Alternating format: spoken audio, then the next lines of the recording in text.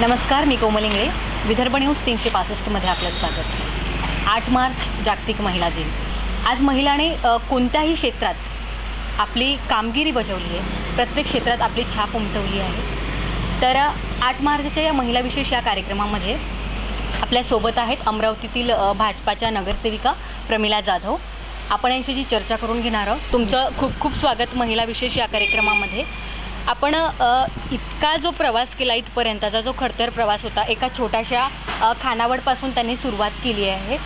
तर खानावळपासून त्यांनी अनेक रोजगार दिला. माझा पहिला प्रश्न हाच आहे तुम्हाला की हा संघर्षमय जो प्रवास होता तुमचा, हा नेमका यामध्ये किती तुम्हाला काय काय अडचणी आल्या आणि नेमका तुम्ही कसा फेस केला या सगळ्या अडचणी? महिला दिनांच्या सर्वांना शुभेच्छा देते. आणि हा प्रवास एवढा कठीण गेलेला आहे आम्हाला सुरुवातीला की माझे मिस्टर आणि मी आम्ही एवढा संघर्ष केलेला आहे की छोटीशी खानावळ आम्ही सुरुवात केलेली. सुरुवात म्हणजे 35 मुलीची आम्ही खानावळ चालवली.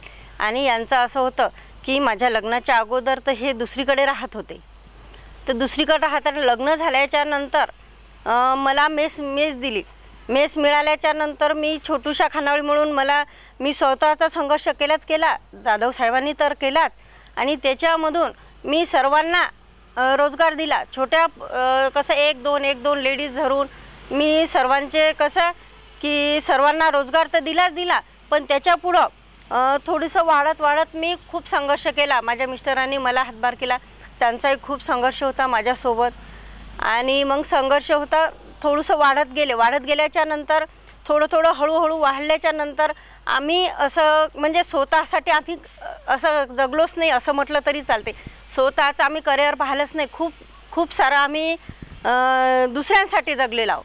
मेसचे कामं करून, मेसला सर्वांना रोजगार देऊन, स्वतःचं संघर्ष करून दुसऱ्यांनाही मुलं हे माझ्याकडे मुलं होते म्हणजे ज्यांना आई वडील नाहीत असे मुलं, जसे आई वडील नाहीत तशा मुली माझ्याकडे कामाला राहायच्या. म्हणजे त्या स्वतःच्या मुली म्हणून मी त्या सांभाळल्या मेसमध्ये. आणि ते पण मुलीची मेस होती म्हणून मी त्या सांभाळू शकले.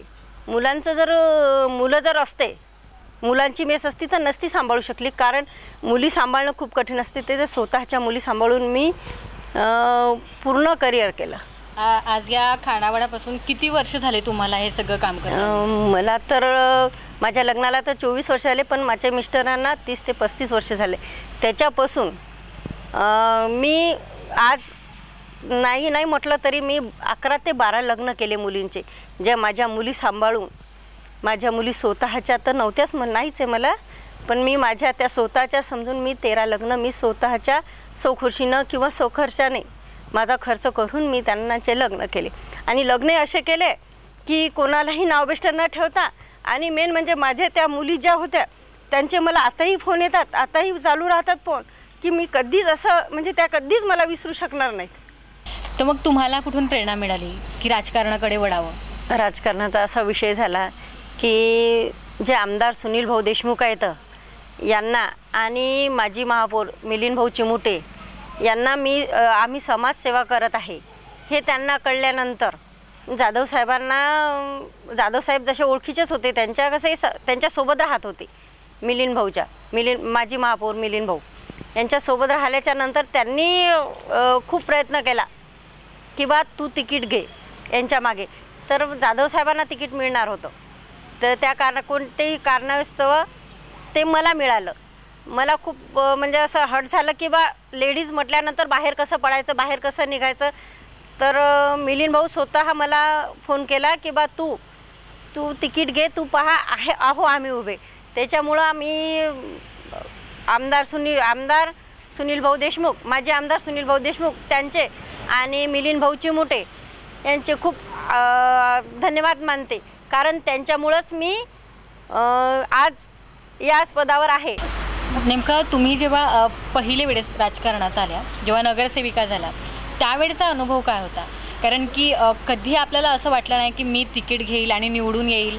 नेमकं त्या काळचा अनुभव सांगा. त्यावेळेस तर असं होतं की मला तो म्हणजे एवढा आनंद झालेला होता की ते सांगू शकत नाही. कारण राजकारण म्हटलं की ते माणसाचं जेंट्सचं राजकारण राहते. आणि ती एक लेडीज आणि कसे की घरात आतमध्ये राहणारी लेडीज बाहेर जर पडणारी असेल तर तिच्या इतका आनंद आणि कोणालाच होणार नाही. एवढा आनंद तर झाला पण त्याच्या मागे मला साथ दिली. जाधव साहेबांनी खूप मोठी साथ दिली की सिंहाच्या वाट्यासारखी मला साथ दिलेली आहे. सगळी मॅडम, आता राजकारणामध्ये आपला प्रवास नगरसेविकापर्यंत आलेला आहे, तर तुमची अशी कुठली काही अपेक्षा आहे की अजून पुढे कुठपर्यंत पोहोचायचं आपल्याला, की पुढे अजून इथपर्यंत माझा प्रवास असला पाहिजे, असं काय वाटतं तुम्हाला? नाही, राजकारण म्हटलं की सर्वांनाच असं वाटतं की मी वरपर्यंत गेलीच पाहिजे, पण असं शक्य नाही होत. आणि ज्या लेडीजला शक्य नाही होत ते इथपर्यंतच थांबणार आहे. तरी पण माझा संघर्ष आहे की अजून एक वेळा तरी मी निवडून येणार आहे आणि निवडून येईल. आणि माझ्या पाठीमागे खूप मोठं पाठबळ आहे आमदार सुनील भाऊ देशमुखांचं आणि मिलिंद भाऊ चिमोटेचं. की राजकारणात येणं आणि एका इकडे कुटुंबाचा गाडा चालवणं आणि एका इकडे राजकारण पाहणं, तर हे दोघं बॅलन्स कसं केलं तुम्ही? कारण की राजकारण म्हटलं की स्त्रीला बाहेरच पडावं लागतं कुटुंबापासून. आधी समाजाला जवळ करायला लागतं आणि मग नंतर फॅमिलीला जवळ करायला लागतं. तर हे दोघं कसं बॅलन्स, म्हणजे एका इकडे कुटुंब आणि एका इकडे राजकारण? खूप संघर्ष करावं लागते त्याच्यात, पण संघर्ष करूनही मला खूप जास्त जाधव साहेबांनी साथ दिली. ते कसं सिंहाचा वाटा म्हणतात, असा सिंहाचा वाटा मला जाधव साहेबांनी दिला. त्याच्यामुळं मी घराच्या बाहेर पडू शकली आणि हे राजकारण करू शकले.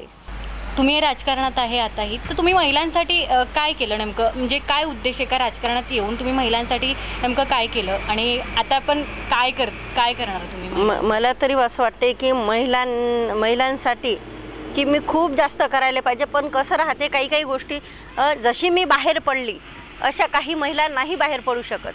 तुम्हालाही सर्वांना असं वाटत असेल की स्त्रीला 50% हक्क मिळालेला आहे, पण 50% आपल्याला असं वाटतंय मनात, पण नाही आहे, बाहेर पडू शकत नाही, काही करू शकत नाही. आपल्याला खूप असं वाटते की आपण कसं बाहेर पडलो, आपण कसं सर्वांशी संघर्ष करू बाहेर कसं पडू शकता, बाहेर कसे कामगिरी करू शकता.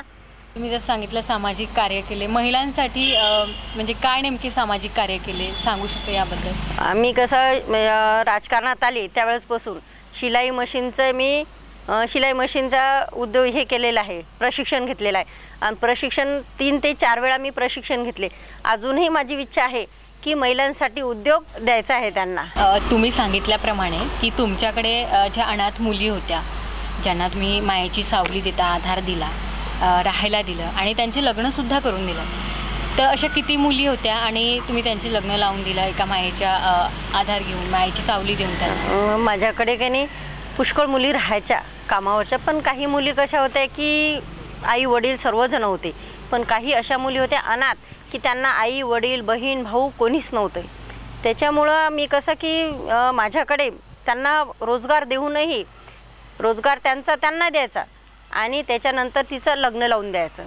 तर असे मी 13 मुलीचे लग्न लावून दिले. अनाथ ज्यांना आई वडील नाही आहे, बहीण भाऊ नाही आहे, म्हणजे त्यांना बाकीचं कोणीच नाही आहे, अशा अनाथ मुलीचे मी 13 लग्न लावून दिले. त्याच्या व्यतिरिक्त मी समाजकार्य हे केले. त्याच्यानंतर मी भागवत सप्ताहही होता. माझ्याकडे भागवत सप्ताह 3 ते 4 वर्ष भागवत सप्ताह होता. त्याच्यात महाप्रसाद म्हणजे भंडारा म्हणून आपण ठेवलेला होता. तर महाप्रसाद भंडाराही होता. त्याच्यानंतर कसं यावर्षी ठेवणार होतो, पण या कोविडच्यामुळं कोरोनामुळं आपण तो महाप्रसाद ठेवलेला नाही. तसंच मॅम, थोडं अजून जाणून घेऊया की आता आपल्या खानावळीची चर्चा अख्ख्या विद्यापीठात आता होत आहे की म्हणजे खूप स्वाद वेगळाच आहे. तर थोडं अशी काही स्पेशल व्यक्तींचे नाव सांगू शकता की ज्यांनी आपल्या खानावळीचा आस्वाद घेतले? ज्यावेळेस आपल्याकडे जेवायला येतात जे आमदार खासदार हे तर सहसेच आहेत, पण मंत्र्यापासून पण आपल्याकडे आलेले आहेत. हो, तर मंत्र्यापासूनही आपल्याकडे जेवणाची दीक्षा समारंभ असला की आपल्याकडे बाहेरचे व्यक्ती जर आले तर चला स्वाद घेऊ. ते नेताजी कॅटरर्स म्हटल्यावर खूप फेमस आहे. नेताजी कॅटरर्स म्हटलं की मग त्याच्यात सर्वच आलेले आहे. ते त्याच्यात स्वाद तर माझ्या सासूबाईच्या हातचं खूप सर्वांना आवडते. म्हणजे छोटेसे जर जेवण असलं तर माझ्या सासूबाईच्याच हातचा स्वयंपाक असते. आमदार खासदारासाठी मंत्र्यासाठी ते खूप छान बनवतात. प्रेक्षकांना आवडेल की तुमच्या खाजगी जीवनाबद्दल, वैयक्तिक जीवनाबद्दल नेमकं तुमचं हे जे छोटंसं कुटुंब आहे, तुम्हाला किती मुलं आहेत, ते काय करतात, त्याबद्दल तुम्ही थोडं आमच्या प्रेक्षकांना नक्कीच सांगा. माझी मुलं सध्या शिकतच आहेत आणि शिक्षणच चालू आहे माझ्या मुलांचं. सध्याचं थोडंफार हे आहे, पण आता पुढं चालून ते लागतील सर्व्हिसवर. माझ्या मुलांना मी कधीच म्हणणार नाही तुम्ही राजकारणात जा की तुम्ही सर्व्हिस करा का बिझनेस करा, पण माझं असं मत आहे, माझं स्वतःचं मत आहे, मी त्यांना नाही जबरदस्ती ते बरं, पण माझं मत आहे की त्यांनी सर्व्हिसच करायला पाहिजे. प्रत्येकाचं एक स्वप्न असते की माझ्या मुलाने इथे लागावं, माझ्या मुलाने ते करावं, माझ्या मुलाने हे करावं. तर तुमचे नेमकं काय स्वप्न आहे तुमच्या मुलांबद्दल? माझ्याबद्दल असं हे माझं मत की मुलांच्या मनात आपण किती काही दडपण घातलं किंवा इथे कर तिथे कर, त्यांच्या सौखुशीनं केलं ते खूप उत्तम राहील. तर माझ्या मुलं करिअर घडवतीलच, हे 100% मी गॅरंटी घेते माझ्या मुलांची. कुठेही जॉब लागेल त्यांना, कुठेही सर्व्हिस करतील, पण त्यांच्या इच्छेनुसार. स्पेशल 8 मार्चच्या महिला दिनासाठी तुम्ही महिलांना तुमच्याकडून काय संदेश देऊ इच्छिता? मला तरी असं वाटतं की ज्या महिला आहेत, ज्या घरात आतमध्ये महिला राहिलेल्या आहेत, आपल्याला 50% आरक्षण मिळालं, पण मला तरी नाही वाटत की महिला 50%च्या बाहेर निघाल्या असतील. खूप साऱ्या महिलांना खूप म्हणजे आतमध्ये बंदिस्त आहेत, तर त्यांनी घराच्या बाहेर पडलं पाहिजे. घराच्या बाहेर पडून काहीतरी उद्योग केले पाहिजे, काहीतरी व्यवसाय केला पाहिजे. कारण एका व्यक्तीच्या माथं जेंट्सच्या माथं नाही होत. त्याच्यासाठी मला तरी वाटतं की सर्व लेडीजनी बाहेर निघालं पाहिजे आणि बाहेर निघून काहीतरी उद्योग केले पाहिजे. कोणाला तरी म्हणजे स्वतःवरून तर कोणी आपल्याला सांगायला येणारच नाही की तुम्ही हे उद्योग करा की तो व्यवसाय करा, असे सांगणारच नाहीत, पण स्वतःवरून लेडीजनी निघायला पाहिजे. याच्यासाठी माझा खूप म्हणजे हे आहे की संघर्ष आहे की करा तुम्ही, सर्वांना विचारपूस केल्याशिवाय कोणीच आपल्याला मार्गदर्शन करणार नाही. ते मार्गदर्शन करणारे खूप महत्त्वाचं असते. या होत्या आपल्यासोबत भाजपाच्या नगरसेविका प्रमिला जाधव यांनी आपला अतिशय खडतर प्रवास सांगितला. हा संघर्षमय प्रवास होता यांचा. त्या संघर्षाला न जुमानता त्या पुढे निघून गेल्या आणि समाजासाठी आजही कार्य करत आहेत. तर या आजच्या महिला विशेष या कार्यक्रमामध्ये आपल्यासोबत होत्या. तर तुमचं खूप खूप धन्यवाद. तुम्ही आपला वेळ दिला आणि आमच्या प्रेक्षकांना आपल्या संघर्ष जीवनाबद्दल सांगून दिलं, त्याबद्दल तुमचं खूप खूप धन्यवाद.